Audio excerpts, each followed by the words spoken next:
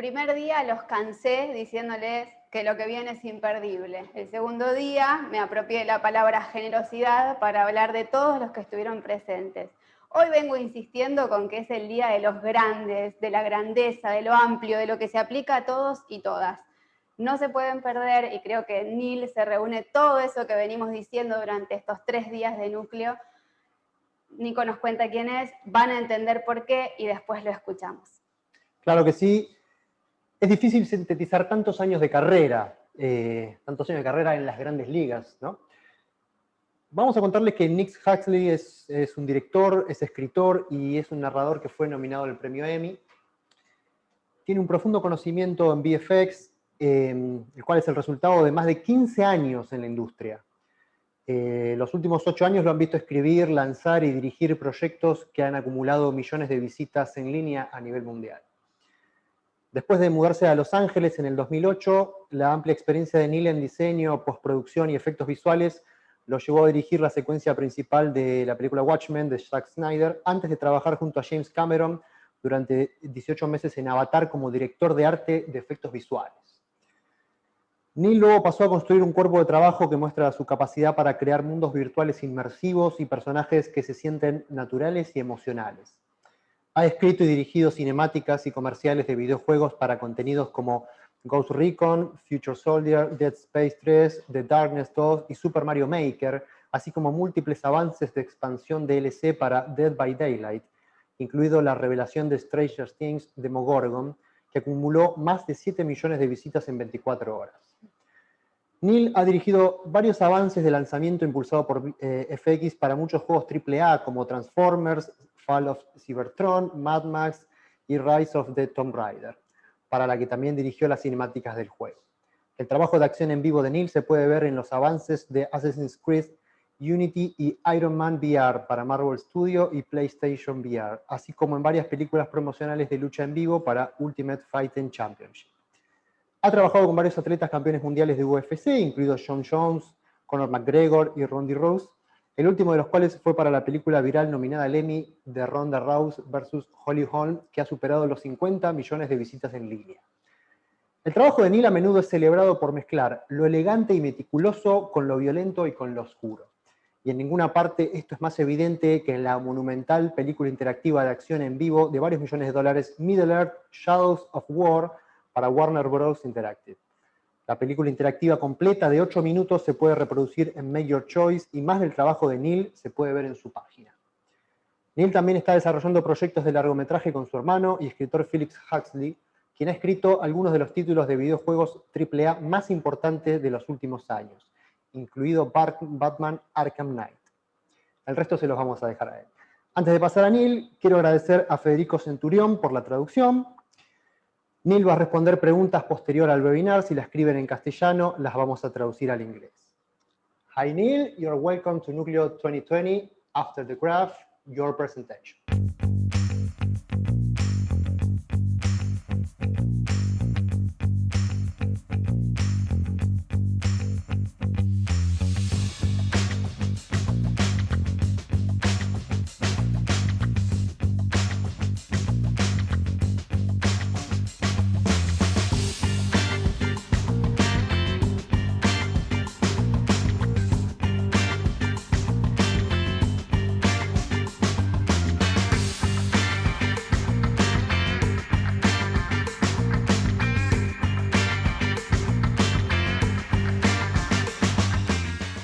Hello everyone, it's a pleasure to be speaking to you today, especially on Halloween. This is my favourite holiday of the year, so let's jump straight into this, shall we? Who am I?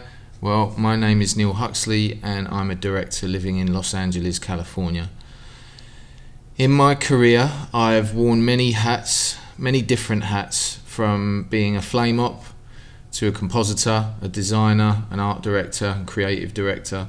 This has all been a means to an end for me, working towards what I do today, which is writing and directing full time. This hasn't and doesn't come easy. This is something that I've worked really hard at, a goal that I have manifested for a very long time.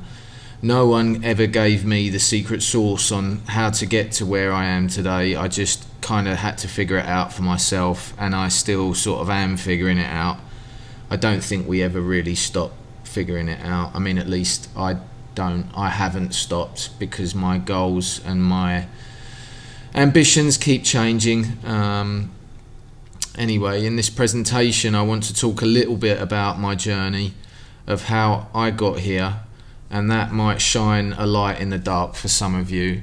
There is so much of my journey and my work that I just won't have time to go into in 25 minutes, but hopefully I can come visit you at your campus in the near future when the apocalypse is over, and we can go into all of this in more detail with you and me in person. Perhaps we can do a masterclass on filmmaking or something fun like that. So let's literally start at the beginning of my journey, my creative journey, which was my childhood. This isn't me, but let's pretend it's me, and because I spent a lot of my childhood reading comic books.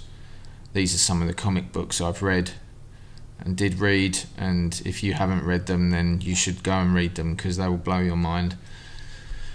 And this isn't me again, but let's pretend it is. Those comic books inspired me to draw a lot, and I would try and emulate my heroes like Frank Miller and Bill Sienkiewicz and Mark Silvestri and Simon Bisley and Steve Bissett, and the list goes on. I spent a lot of time watching movies with my little brother. We rented tons of American films on VHS from a local video store called Primetime Video, and that's what we did a lot. And I think these movies that we watched at such a young age, created so much of my aesthetic and really affected the way that I see the world today. We watched lots of Transformers cartoons, and this is from David Cronenberg's The Fly, which was another one of my favourite movies as a kid. Aliens by James Cameron, The Thing by John Carpenter, and the list goes on. And these movies are such favourites of mine, and still are. And I never really, I love directors like Akira Kurosawa and Stanley Kubrick and Francis Ford Coppola and Steven Spielberg, but they're not my favourites. Their movies didn't shape me the same ways as James Cameron's films shaped me, or John Carpenter's films, or David Cronenberg's films. And it was really when I saw Terminator at such a young age. I was too young to be watching it, but me and my brother snuck it on one afternoon when my parents were out, and I can remember watching it as a kid, and it scared the life out of me. But ultimately this was, I think, the trigger and in making me want to make films and direct films. I didn't know how I was going to do it. I just remember watching Terminator and just thinking, wow, somebody made this. I want to make stuff like that.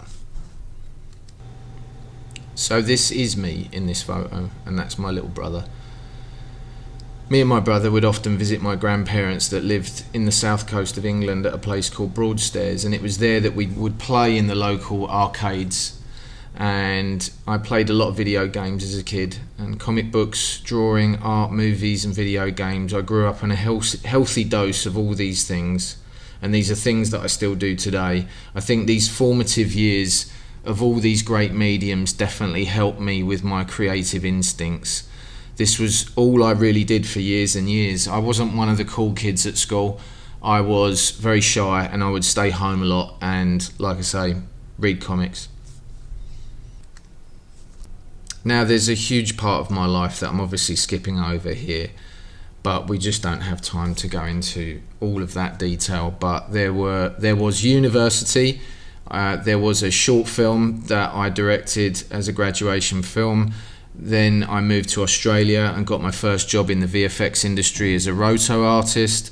That was where I really learned VFX from the ground up.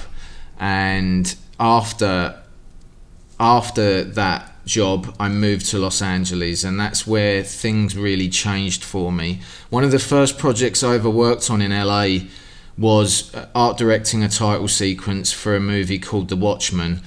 Now, that was one of those comic books that I grew up on, so things were coming full circle and making sense to me. And then from Watchmen, I worked on a movie called Avatar with one of my creative idols by the name of James Cameron, whose movies influenced me and got me into the industry and made me want to be a director. So again, things were starting to make sense, and it really did bring me to that point, that realization again that I wanted to direct and I had to get into directing somehow. And that opportunity came along when I ended up working for a company that had its own mocap stage and virtual camera system, a company called Digital Domain, and this was back in 2010, and I was a director on their roster called, their production company was called Mothership. And I knew that at some point I was going to get my shot, and that shot came along in the form of a project called Transformers Fall of Cybertron. And if you remember, one of the early slides I showed you was Transformers cartoons that me and my brother grew up watching, and I had the toys, and so I knew so much about this world and this universe already. And Activision and High Moon came to us with a really cool brief about emotional robots. They just wanted to have a really emotional trailer that was showing the destruction of the Transformers home planet of Cybertron, and how the Autobots and the Decepticons were just getting ready to fight each other. And then I got to write the script, and it was amazing. It was an incredible experience, and I'm just going to show you the previs that we did, and then after the previs I'll show you the final spot.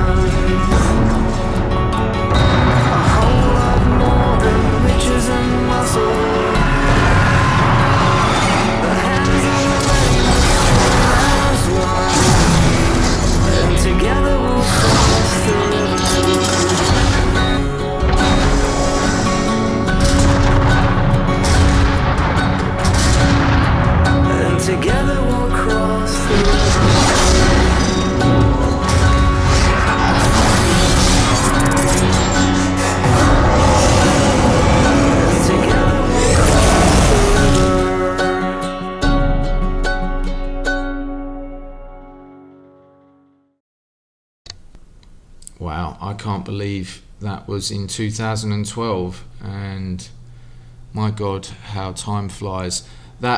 It's always nice to watch that. I'm still very proud of that project, and I worked with some amazing people on that job. Compositors, animators, modelers, lighters, riggers, all of those guys. They did such an amazing job, and I couldn't have done it without them.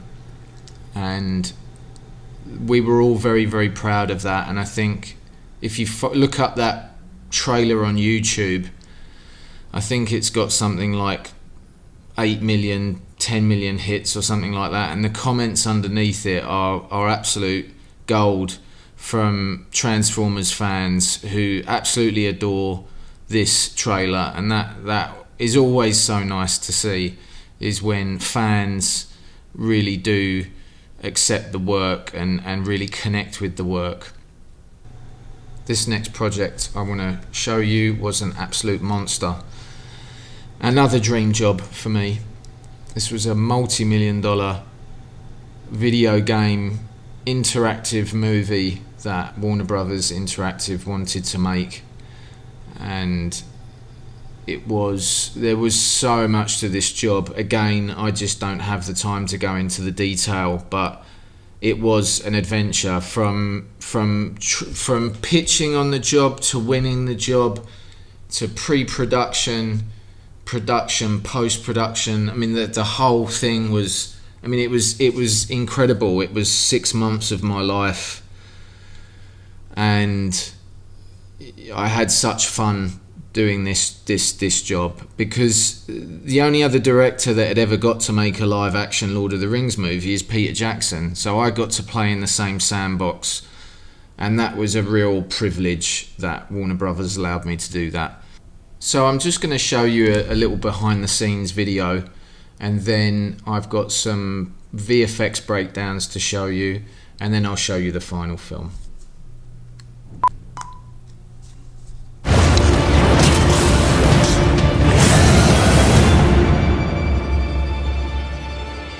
Shadow of War is built on a relationship between you, the player, and the orcs that you're going to either have as allies or have as enemies. And whether those orcs are allies and loyal or enemies that will betray you depends on your actions in the game, how you treat them in the game. So what the team wanted to do here was create an experience that put the player into the moment of making that choice, and then suffer the consequences of that decision. Translating the world of the game into live action, prosthetics was one of the things that I wanted to use. There's a keenness to use CG these days, especially for characters, and I think our orcs were so much better when we used prosthetics for that performance to be able to come through. It takes approximately 3 hours to put on the prosthetics with all the pieces together, and then fine-tuning with coloring the eyes and the lips. There's such scale to this game, and that's really something that I wanted to bring to this spot. We found an amazing fortress down on the shores of the Black Sea in Odessa. Using that as our live action backdrop, which we're then going to embellish in CG, is going to be epic. So I looked at the artwork that was done, and I looked at the game itself, and really took it from there, finding a way of translating the video game look towards our real life shoot. So we'll be taking all of the in-camera locations, the fortress that we shot at, and building that up into a much bigger fortress that looks like the Warmonger fortress in the game.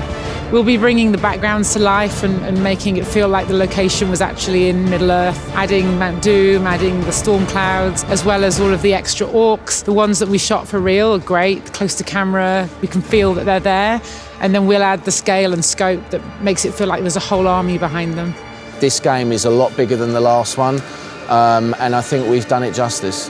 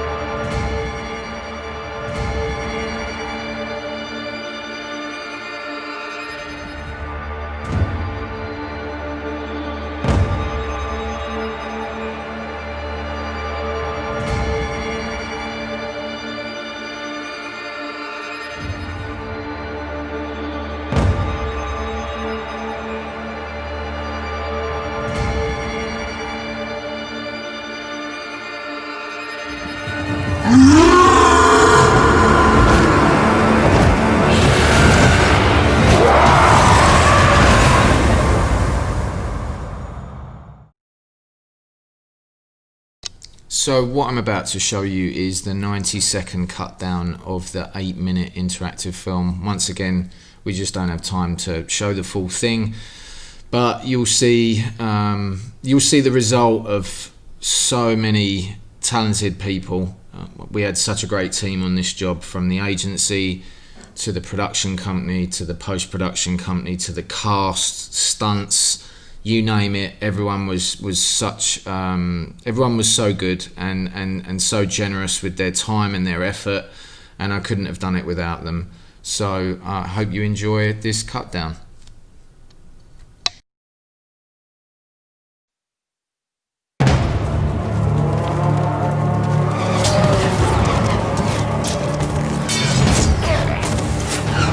The shadow of war spreads across Mordor.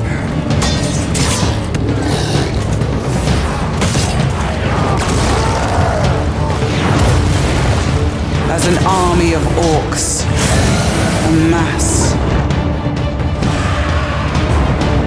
under the rule of man.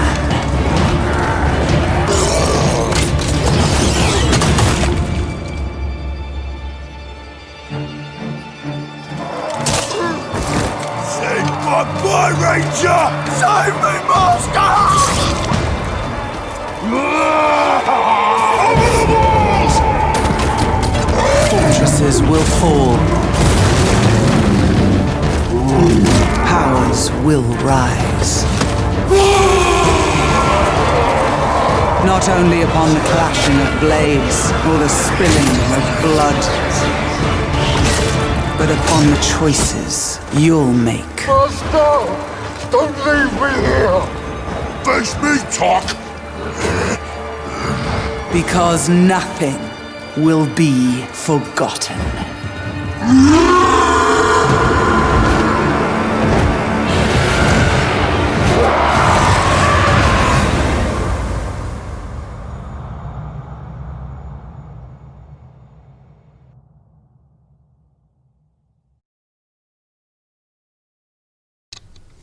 So I just want to finish with some words of advice. I think this is always really useful. I wish someone had told me this stuff when I was starting off in the industry. These are things that I've learned and mistakes I've seen other people make. So let's jump in. Number one, when you get your opportunity, take it. This is self-explanatory. If you work hard enough, you will create opportunities, and make sure when you get those opportunities, you don't waste them. Number two, feed your creativity. This will help you stay sane, and when I say create anything, it can be anything. Take a photo, draw something, read something that stimulates your creativity, play a video game that inspires you, make your own art. Number three, emotion is everything. Everything I write and direct, I try to come from an emotional core. I think it's with today's technology and access to software, creating pretty pictures has never been easier, really. For me, what many people miss in making stuff, whatever it is to come from a place of emotion. What makes something good for me is when it moves me emotionally.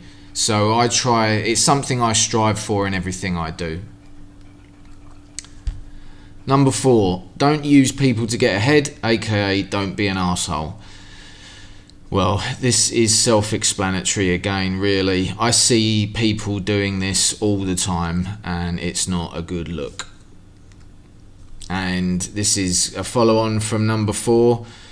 Don't take credit for work you didn't do, and be grateful for the help of others. I see so many people take credit for the hard work of other people. It's really not cool, so don't do it.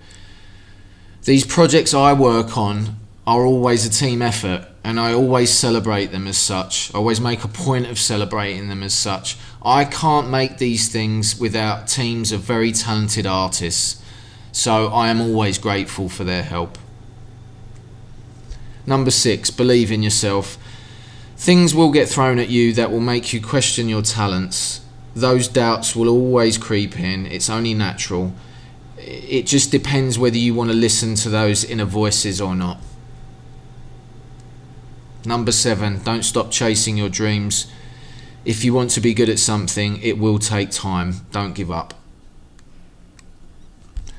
Number 8, look at the greats, but don't compare yourself to them. That's a very slippery slope. It's good to have lots of creative idols, but their journeys are going to be different than yours, and my journey's different than yours, and we all have our own paths and experiences, and that's what shapes us. We can't compare each other because we are all so different. Number 9, build some thick skin. This is important. Things never go according to plan. Sometimes clients want to change stuff. Even when you're working on your own film or your own projects, there's always going to be compromises. I think it's important to know when to pick your battles. Something else I think is important is don't ever show your team or your clients your frustration, okay? That's not for them to see. You should internalize that stuff or moan to your close friends or family because that's what they're there for. They're there to support you. And number 10, return to your inner child. We've come full circle. At least I look back on my career and my childhood, my career so far. I'm certainly not done yet. And I remember all those slides that I showed you at the beginning of the presentation, all of those things that I used to watch as a kid, and they all relate to the work that I do now. I've gotten to re-experience all of that stuff I experienced as a kid. I still love the things I loved as a child, and I always will. And that's it. Thank you very much for this amazing opportunity to come and speak to you. Hopefully we get to meet in person one day. I look forward to taking your questions. Thanks very much. Thank you so much, Neil. Don't know if you want to share anything else with us after seeing that, or maybe we can do 1 or 2 QA. Yeah, go for it. I'd love to answer some questions if anyone's got anything. Okay, let me see what we have here, what questions we have for you, okay? Sure. Do you want me to answer some of the ones that are popping up in the window? Oh, please go ahead, Neil. Yeah, sure. You pick. My future endeavors. Well, I am in the process of getting my feature film up and running. So hopefully when the apocalypse is over and we can go back to resuming normal production, I can start that. So that's always been a dream of mine, is to make a feature film. Me and my brother have written it, so it's something that's very personal to us, and it's got robots in it. So yeah, that's definitely something on the horizon for me. Software I use for 3D animation.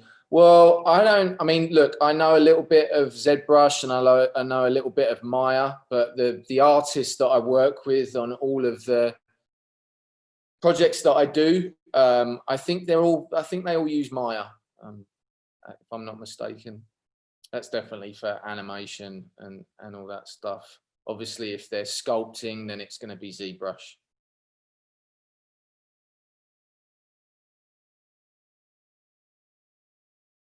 How do I work on projects like this? That's a very, very long answer. There's so many parts to my job, from writing a script that can be a response to a brief that I get from a client. And then once we get the script approved, we go into storyboarding, and I work with a storyboard artist. And then the storyboards will usually get edited into an animatic with some temp sound and temp music. And then once we get sign off on the animatic, then we'll do previs. And then once previs gets signed off, that's kind of your blueprint, and then you start production. That's for something that's full CG. With live action, previs sometimes comes into it depending if there's lots of VFX. Those shots need to be planned out. If it's something more like my UFC work, which is completely live action with no VFX, then usually we just do storyboards and I'll do a shot list.